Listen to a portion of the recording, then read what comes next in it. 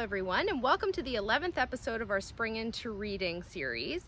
Today we just want to take a quick second and thank everyone who participated in the Spring Into Reading Challenge.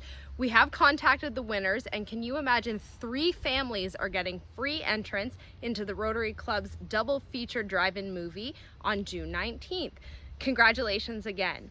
Rose, what have you read for us this week?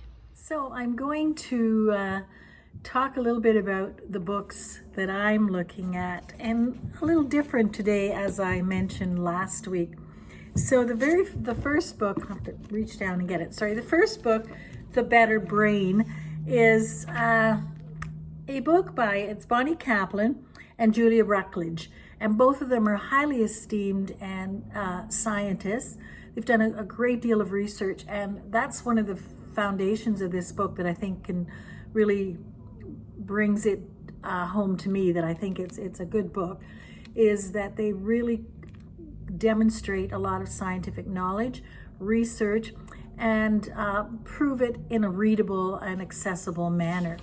So of course, there are things we've been told before. Eating fruits and vegetables, not eating foods that have been exposed to pesticides and herbicides and so on. So that's part of it. But they analyze each different stage of emotions, or I'm going to say illnesses. For example, how to overcome anxiety, combat depression, and reduce ADHD and stress with nutrition. They give you 30 recipes in here. I think it's a book well worth reading, and it's certainly, I'm about halfway through. I haven't finished it. I did a lot of gardening on the weekend. So check this one out as soon as you can. Another book, so I'm just going to highlight a couple of books on my to be read list. And of course, Iris Johansen, one of my favorite authors I look for, called The Bullet.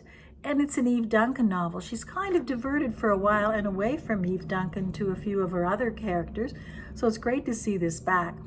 Diane, Joe Quinn's ex-wife, has made a revolutionary scientific medical discovery that has global ramifications. Of course, there are people who are trying to stop her from bringing this to the light. And where does she go? Naturally, she runs to her ex-husband, Joe Quinn, and Eve Duncan. What does result is a lot of danger and suspense for all 3 of them as this unfolds. The other book that I wanted to talk about is called The Love Child by Rachel Hoare. And it revolves around Alice, a pregnant young woman who is forced to give up her baby. This is set in London in 1917, so you can imagine all the stigma, all the issues surrounding that.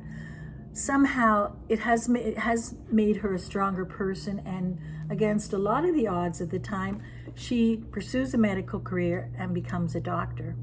Meanwhile, of course, there's the parallel life going on of the child that she's given up, Irene, and there is an interconnection at the end, and you'll see what the end result is in this book, The Love Child. Something else I just wanted to say, I hope you're all enjoying our beautiful landscaping around the library. The peonies, the catmint, and the salvia are all just blooming, and it's just gorgeous. Now, over to you, Jade. I've taken up a lot of time, but please tell us about your book this week. This week I have another thriller for you guys called Sister Dear by Hannah Mary McKinnon. Now, this is the second title I've read recently by this author after I started with You Will Remember Me. In Sister Dear, we encounter a character called Eleanor, who thanks to her seemingly perfect mother and sister has never felt quite good enough, but she's always been really close to her dad. The book opens, unfortunately, and we learn that her dad is quite ill and eventually passes. On the eve of his passing, Eleanor overhears a conversation between her parents where she learns that she is in fact not the biological daughter of her dad. This is a secret they intended to keep from her, but we learn a little later that her mom is doing so for more sinister reasons than her dad is. After learning who her biological father is and a little bit more about him, she finds out that he's very wealthy and lives a pretty luxurious life, as does his other daughter. Eleanor masterminds a meeting between her and her biological father, where he reaffirms he wants nothing to do with her. Crushed and reeling, Eleanor decides to formulate a plan to get back at him and his other biological daughter. But things go a little bit astray when Eleanor finds out she actually enjoys the company of her half-sister. Find out the twist at the end by borrowing our print copy of Sister Dear or downloading a copy through Libby. We want to thank you guys for participating in another one of our virtual programs. If you enjoyed this video, please like and subscribe to our YouTube channel.